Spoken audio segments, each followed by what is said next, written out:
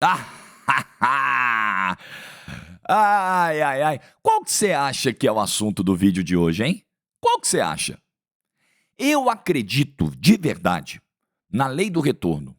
Eu acho que aquilo que a gente manda para o universo em forma de vibrações ou manda para outras pessoas em forma de ações, palavras, volta para a gente de algum jeito, positivo ou negativo, dependendo daquilo que a gente mandou.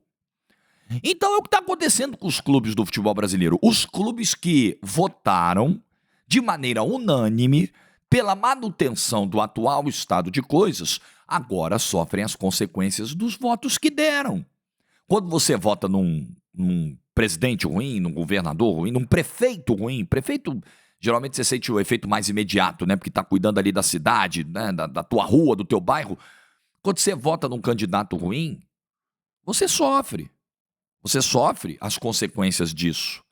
Porque aí falta atendimento no posto de saúde, porque aí a tua rua não é limpa, tem enchente, os bueiros não são limpos, as árvores não são podadas e tal. Você votou num cara que não tá nem aí para exercer a função pública e você, se ferrou. É isso. É isso. Você quer alguma coisa diferente votando no mesmo cara? Você quer resultados diferentes com as mesmas práticas? É impossível. Like no vídeo, se inscreve, ativa o sininho, vem com a gente rumo a 340 mil inscritos por aqui. Vamos começar. Nós estamos na segunda rodada do Campeonato Brasileiro. E o caos, de novo, está instalado no quesito arbitragem. Foi um caos o fim de semana. Teve de tudo. Marcação absurda, árbitro fisicamente sem condições, VAR cego. Sim, uma loucura. Uma loucura. E no vídeo do sábado, onde eu destacava ali os principais pontos da matéria da revista Piauí sobre a condução do Edinaldo Rodrigues à frente da CBF, as benesses concedidas para uns e as restrições severas orçamentárias naquilo que realmente importa para o desenvolvimento do futebol brasileiro, nesse vídeo de sábado ficou muito claro o panorama que estamos vivendo. A matéria da revista Piauí escancara. Ao mesmo tempo em que o presidente da CBF autoriza pagamentos de viagens, de hospedagens para presidentes de federações e familiares em viagens não necessariamente de trabalho, o presidente da CBF, esse mesmo presidente que demora 2 semanas para autorizar a compra de um controle remoto de 30, 50 reais, não aprova um plano com o CNM, um plano proposto pelo então presidente da comissão de arbitragem, Wilson Luiz CNM, em 2022, para a cada 15 dias reunir os árbitros para treinos físicos e para uma reciclagem. Não faz online. Por quê? Porque a CBF não tem dinheiro. Ah, não tem dinheiro. Entendi. Então, como você quer que a arbitragem brasileira se desenvolva se ela não tem as condições mínimas? Como muitas vezes a gente disse aqui, árbitros, eu falei isso no vídeo do sábado, tem árbitro que tira do bolso para fazer a sua preparação, para fazer o seu treinamento, tem que fazer por conta própria. Porque se você depender da CBF, aí fica impossível, porque nunca tem dinheiro. Dinheiro tem para os presidentes de federação. Dinheiro tem para a esposa de presidente de federação ficar hospedada em São Paulo no pré e no pós-operatório. Não, ela vai fazer uma cirurgia. Tem como pagar a passagem dela aí para São Paulo, porque ela vai operar aí em São Paulo, no Einstein ou no Sírio? Ah, não, tem, claro. Ah, mas faz o seguinte, tem como pagar mais uns 10 dias? A volta vocês vão pagar também, né? Não, vamos, ida e volta, tá.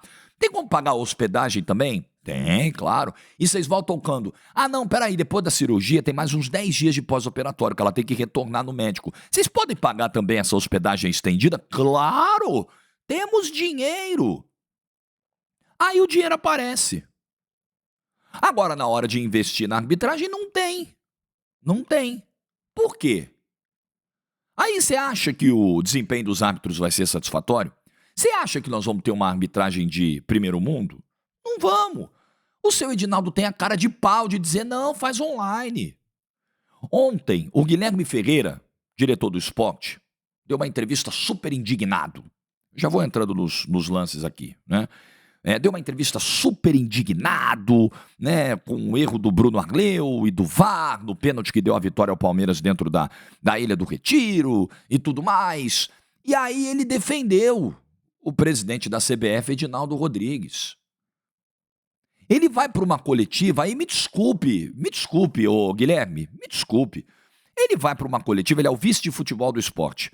Ele vai para uma coletiva para reclamar da arbitragem, que fomos prejudicados e tudo mais, né? Precisamos de mudanças, atitudes.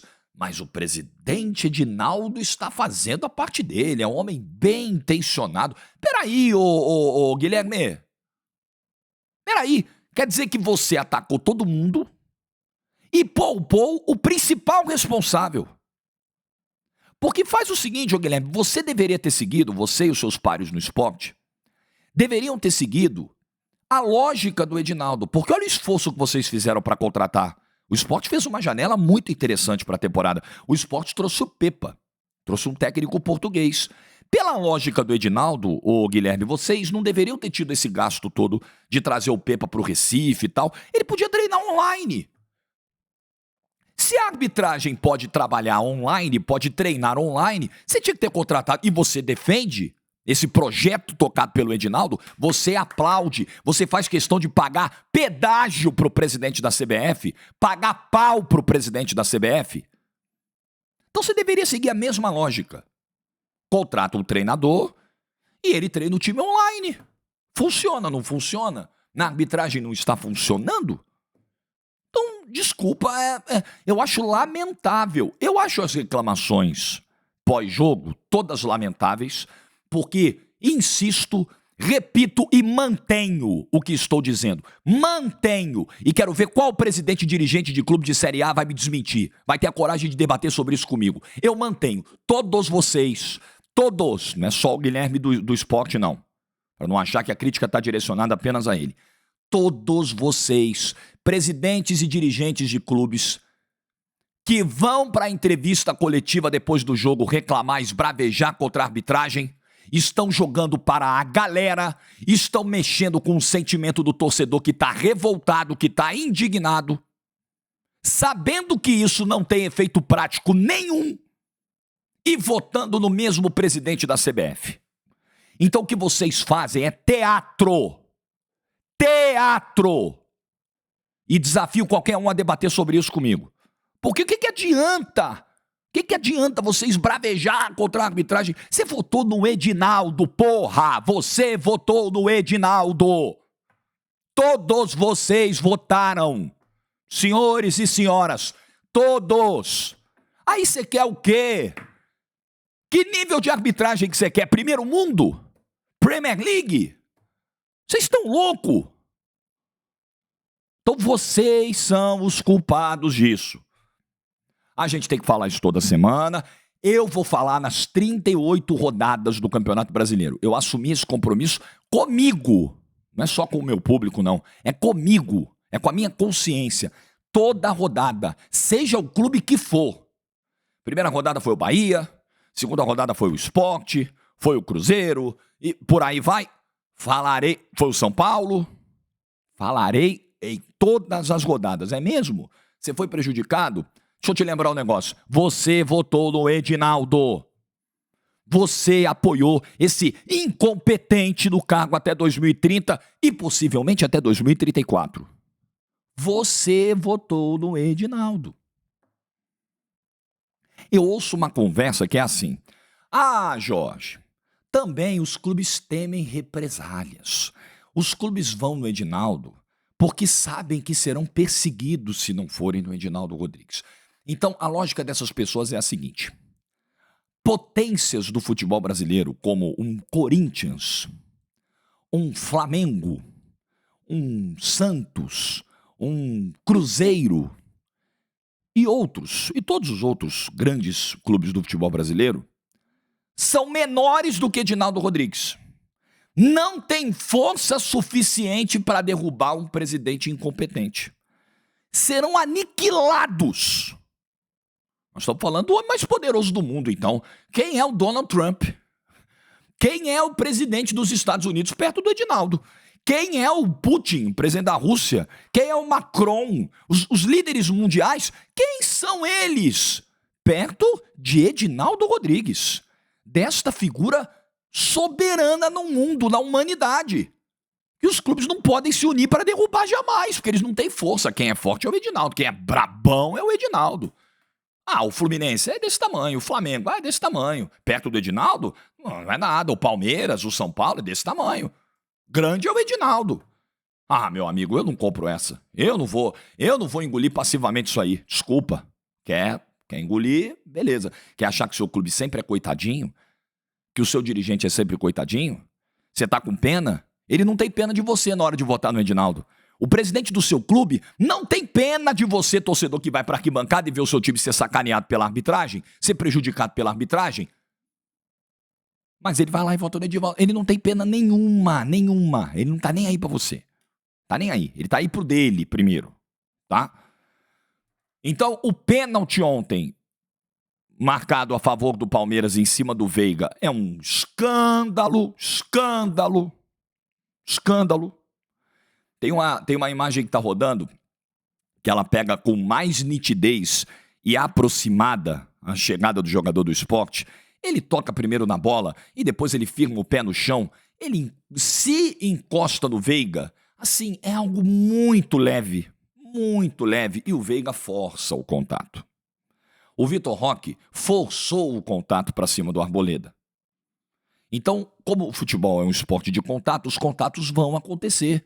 Só que a arbitragem brasileira está inclinada a qualquer contato, é falta. Mas se o contato é mínimo, falta. Se o contato é primeiro na bola, não, é falta. Ele impede a passagem do jogador. Se o contato é forçado pelo atacante, não, é falta. Os caras anularam no sábado um gol do Corinthians, gol do Bidu, porque teve um contato ali, perna com perna, do Bidu com o Puma Rodrigues. Os dois estão correndo em direção à bola. Um para cortar, outro para chegar e fazer o gol. Aí eles se enroscam e o Puma acaba caindo. Falta? Não, isso é falta. Se observa a carga, se observa a alavanca, se observa força utilizada na chegada. Não, é um mero contato. Contato é falta. Nessa lógica, o Jonathan foi expulso ontem. Nessa lógica, pelo Marcelo de Lima Henrique. Entendendo que houve uma falta, o jogador do Internacional estava chegando para dentro da área, o Marcelo de Lima Henrique estava distante da jogada, e aí o Jonathan Jesus é expulso num lance de contato normal. O atacante está chegando na área, ele está atacando a bola, o zagueiro está correndo na direção dele, tentando, no limite da regra, atrapalhá-lo sem fazer a falta, sem fazer carga, sem alavanca, sem força, sem nada. Toca. Eles se cruzam, eles estão indo na mesma direção. E aí o árbitro acha por bem expulsar aos 20 minutos de jogo. Acabando com o jogo. Acabando. Aí o VAR tem a possibilidade de rever a decisão. Não, vamos lá. Porque o VAR também parece muito inclinado a referendar aquilo que o campo marcou. É importante que as pessoas entendam, as pessoas que trabalham no VAR, que ocupam o VAR, o papel da ferramenta. O VAR é uma possibilidade de revisão. O VAR é uma possibilidade de corrigir um equívoco de um árbitro de campo que, a olho nu, não vai conseguir ter clareza de todos os lances, dada a velocidade do jogo. O VAR não está ali para alisar, passar a mão na cabeça do árbitro. Não, tranquilo, hein? É isso mesmo. Parece que o VAR fica procurando imagens para chancelar o erro. Não, nós estamos juntos, é isso aí, ó. Tem um contato. Às vezes o contato nem existe. Não, tem um contato. Então ele expulsou o Jonathan Jesus assim, nessa lógica. Se anulou o gol do Bidu nessa mesma lógica. Encostou, falta. É engraçado, né? É extremamente engraçado. Sábado, além desse erro, eu também acho que o gol do Yuri Alberto é muito... O outro gol do Corinthians com o impedimento do Yuri Alberto anulado, eu acho também que é muito discutível, porque o Piton vai para fazer o corte da bola, o Yuri já tinha voltado, para mim é um outro momento da jogada, mas enfim, ele anulou. Além das anulações, o jogo de sábado teve o Anderson Daronco, fisicamente, sem a mínima condição de apitar. Cada falta, cada lance de bola parada, demorava uns 40 segundos, 50 segundos até para ser cobrado. Porque o Daronco ia para a área, aí ele conversava com um, dava bronca em outro, orientava outro, posicionava outro, e o tempo passando. E o tempo passando. Daronco, o negócio é o seguinte, pro Daronco e para todo mundo, mas eu acho que com o Daronco essa questão já vem desde o ano passado, pelo menos. Não tá dando para aguentar o ritmo do jogo, velho, você tem que dar uma parada. Você tem que dar uma parada, se recondicionar fisicamente, o jogo tá cada vez mais rápido, o jogo tá cada vez mais veloz, e você parando o jogo dessa forma, talvez para respirar, talvez para se recuperar fisicamente entre uma jogada e outra, você tá arrebentando com o ritmo do jogo. Você quebra o ritmo do jogo, o desempenho das equipes. Você irrita os jogadores em campo, irrita quem está no estádio. E, obviamente, colabora para que o cara que está no estádio como consumidor, ou que está vendo em casa pela televisão, seja lesado, porque ele paga por 90 minutos e muitas vezes ele não vê nem um terço disso rolar. Então, meu velho, não tem como? Pede para dar uma parada. Agora, vou lembrar da matéria da Piauí de novo. O plano do CNM, quando o presidente da comissão de arbitragem, era reunir os árbitros a cada 15 dias para verificar a condição física deles. O que o Edinaldo mandou fazer? Faz online. Então é isso. Confere online a realidade física do Daronco e dos outros árbitros. Online. Por quê? Porque a CBF não tem dinheiro. Ah, é mesmo, a CBF não tem dinheiro. A mesma CBF que manteve, com direito até a cartão corporativo de $500 diário, voo de primeira classe, hotel 5 estrelas, 6 estrelas, manteve 49 convidados no Catar. Tinha deputado, tinha cantor, tinha jornalista, tinha de tudo, personalidades, todas pagas com o dinheiro da CBF. É o dinheiro que falta. Na hora de investir na arbitragem, é o dinheiro que falta. Porque o Edinaldo achou por bem gastar em outra forma. É o dinheiro que falta. Então, corrija online o Daronco. Faz o treino físico online com o Daronco. Checa as medidas do Daronco online. Fala, ô Daronco, vamos medir aí a cintura? Pega a fita métrica aí. Ó, dá a volta aí no corpo. Aproxima da câmera, deixa eu ver. Deixa eu ver o tronco aí, Daronco. Passa a fita métrica aí. Vai ser assim, online. Tudo online. Daronco, dá uns piques de 100 metros aí, eu vou cronometrando aqui, vamos ver se você faz num tempo razoável. Online. Faz tudo online. Porque a CBF não tem dinheiro. Entendi. Tivemos também a não expulsão do Lianco. É capaz de eu esquecer algum lance, cara, porque é tanto absurdo na rodada, é tanta loucura na rodada. O Lianco deveria ter sido expulso. O Ramon Abate-Abel também é outro árbitro que, meu Deus do céu, cara. O Ramon Abate-Abel tem uma enorme dificuldade de se impor em campo, tem uma enorme dificuldade de se fazer respeitado pelos jogadores e muitas vezes tem pouquíssima coragem de tomar decisões difíceis, como ele deveria ter tomado ontem expulsando o Lianco do final do primeiro tempo. Um jogador que já tinha cartão amarelo, chega por cima, chega solando, atingindo o jogador do São Paulo, uma falta fácil, em qualquer lugar do campo essa falta é para cartão amarelo.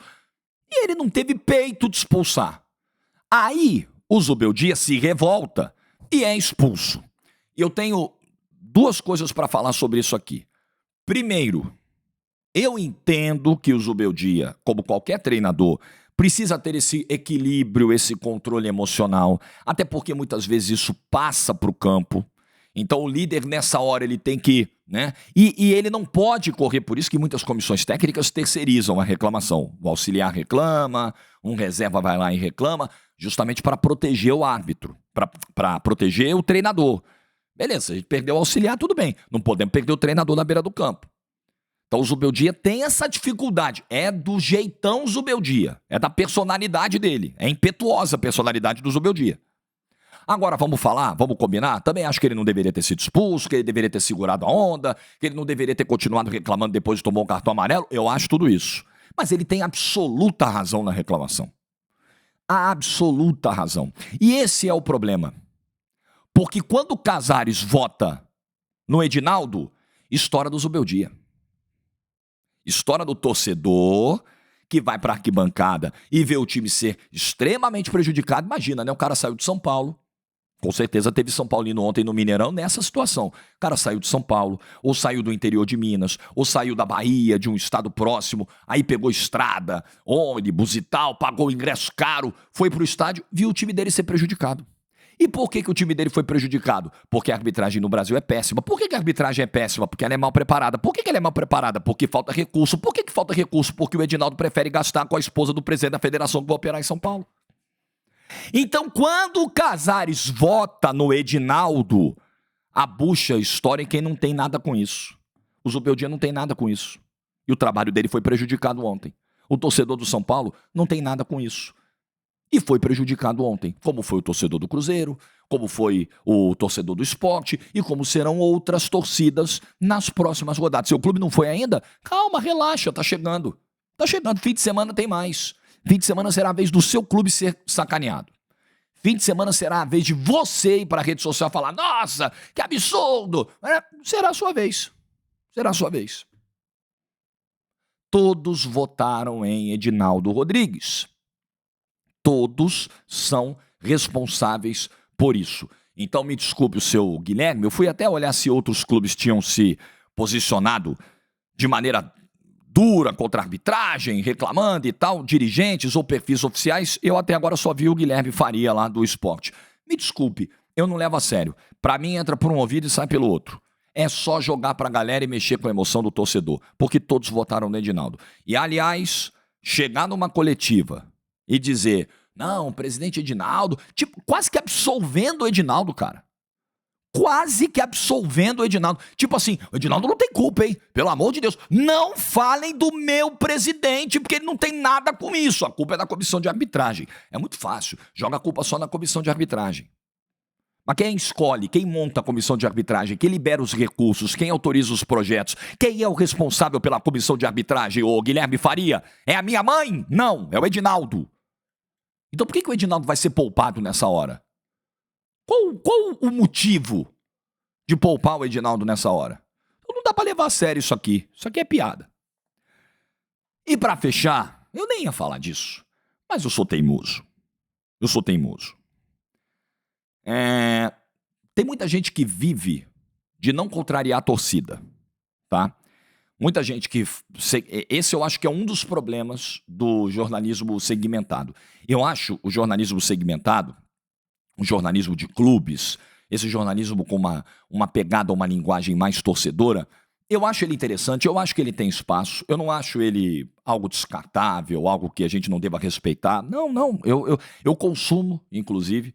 Eu acho que nos ajuda muito, até na preparação para falar de um clube, porque enquanto a gente tem que acompanhar 20 equipes na Série A, esse canal, ele acompanha um canal segmentado, ele acompanha aquele clube. Então, óbvio que ele vai ter muito mais profundidade para falar daquele clube do que eu. Evidente, evidente. Então, eu acho positivo. Mas tem alguns lados negativos. E um deles é a dependência, a prisão que o influenciador fica perante a sua torcida, de não querer desagradá-la e de só falar aquilo que ela quer ouvir. Então, nessa, eu bato palma para caras, por exemplo, como São Marcos, como o Marcão. Bato palma, pago pau. Porque é um cara que chega, ó, vocês querem ficar puto comigo? Pode ficar. Pra mim não foi pênalti, é uma vergonha, eu fico constrangido de ganhar assim. Bato palmas. Sabe por quê? Porque ele não precisa pagar esse pedágio para a própria torcida. Ele não precisa, ele é o São Marcos, ele é ídolo do Palmeiras, ele é pentacampeão do mundo, quer ficar bolado, fica, quer ficar revoltadinho, irritadinho, fica. É problema seu. E eu gostaria muito, porque eu entendo que você às vezes se preocupa em dar aquilo que a audiência quer, né? Mas você não pode perder a sua autenticidade. As pessoas vêm aqui todo dia, meio-dia no canal, não para ouvir aquilo que elas querem ouvir, mas para ouvir a minha opinião. Elas vão concordar, elas vão discordar, mas elas gostam da forma como eu emito opinião, muitas vezes da linha de raciocínio que eu desenvolvo, de como eu construo o pensamento, e elas estão aqui. Um dia concorda, outro dia discorda. Vem aqui no comentário: pô, Jorge, isso aí que você falou é bobagem. Ó, Jorge, isso aí tá perfeito. Esse é o jogo. E eu tenho, e a minha preocupação tem que ser essa. Eu preciso ser eu. Eu preciso que o meu pensamento que está aqui saia aqui e venha para o microfone. Eu não posso moldar a minha opinião. Peraí, o que a maioria das pessoas vai querer ouvir? Será que vai ter uma revolta grande contra isso aqui? Será que eu serei minoritário? Se eu tiver que ser, serei. Não tem nenhum problema. Se você quiser deixar de seguir, deixar de acompanhar o meu trabalho, porque tem dias em que a minha opinião ela se choca com a sua, você é que não está preparado para o debate público. Aliás, boa parte não está preparada, tá? Uma parte significativa não está preparada, não aceita ouvir opiniões diferentes, e aí você vai emburrecendo o debate. Você quer um exemplo? Pega as brincadeiras que a gente faz, os vídeos, reels e tal, lá na TNT, de palpite. Chega alguém e fala, Jorge, dá um palpite para os jogos da rodada. Ah, Palmeiras e Sport, placar tal. Ah, Cruzeiro e Vasco, placar tal. Amigo, ou Champions, quem vai passar? Real Madrid e Arsenal. Tá, quem vai passar? Barcelona e Dortmund.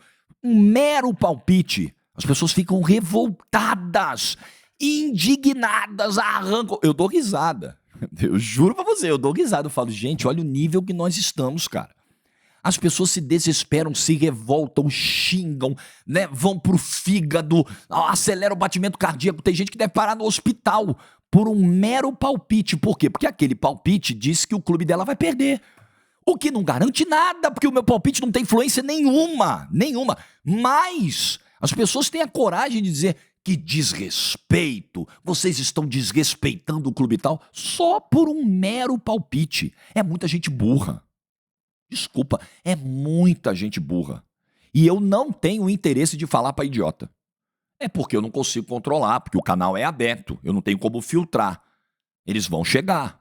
Óbvio que eles vão chegar. Óbvio que eles vão ter acesso ao meu trabalho. Mas eu os desprezo. Totalmente desprezo desse tipo de gente. Eu quero distância, eu quero debate inteligente, eu quero gente que saiba discordar com respeito. Eu quero discordância, eu quero que você venha para os comentários e falar, Jorge, não concordo com isso aqui, por isso. Muitas vezes você vai mudar meu pensamento. Você vai trazer para mim um viés sobre aquele tema que eu ainda não tinha alcançado. Eu vou falar, caramba, temos um ponto aqui. É isso que eu quero. A discordância inteligente, o debate saudável e um público que não seja dependente de opinião que agrade, e eu não posso ser dependente do público de falar o que o cara quer ouvir. Às vezes eu vou falar o que você não quer ouvir, mas tem que ser uma relação baseada na honestidade, na inteligência, na capacidade de entender o que é dito, assimilar o que é dito, respeitar a opinião divergente. É isso que eu quero, é isso que eu quero construir aqui todos os dias no canal. E é isso que caras como o Marcos constroem. Autêntico, falando a verdade, sem ir com a manada, sem ter o compromisso de, não, eu vou proteger o meu clube, custe o que custar. Custe a verdade, a honestidade, o bom senso, o caráter. O Marcos não faz isso. E o Marcos é um exemplo que todo mundo deveria seguir. Todo mundo hoje que fala de futebol na internet, todo mundo que fala de um determinado clube na internet, olha para o Marcos. Olha para o Marcos. O modelo de honestidade com o público, de respeito ao público, é esse aí. Like do vídeo se você ficou até o final. Boa semana para todo mundo. Juízo sempre. E tchau.